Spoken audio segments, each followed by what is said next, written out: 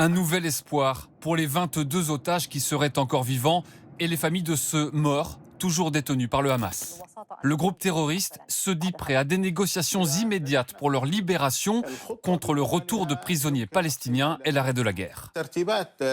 Il faut mener des discussions, d'abord sur la procédure d'échange de prisonniers, sur leur nombre et le retour des corps, mais aussi sur l'arrêt des combats, le retrait des Israéliens et le retour du peuple palestinien. Dans la bande de Gaza, beaucoup de Palestiniens se réjouissent de cette annonce.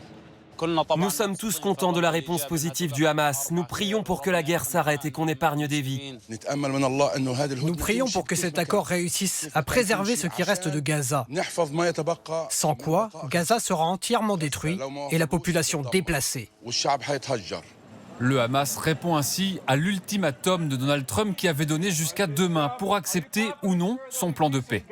C'est un grand jour. Nous verrons comment tout cela se termine. Nous devons obtenir la confirmation finale et concrète. Sur son réseau social, dès hier soir, Donald Trump a aussi appelé Israël à cesser les bombardements. En vain. L'armée a continué à frapper Gazaville toute la nuit, faisant 6 morts, selon la défense civile locale. Alors l'annonce du Hamas peut-elle aboutir à une trêve?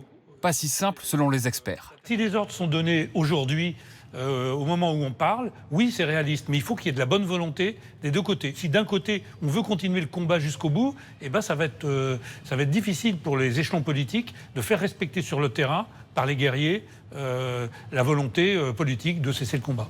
L'armée israélienne a annoncé ce midi son intention de poursuivre ses opérations à Gaza, malgré les appels des familles d'otages et de Donald Trump à cesser le combat.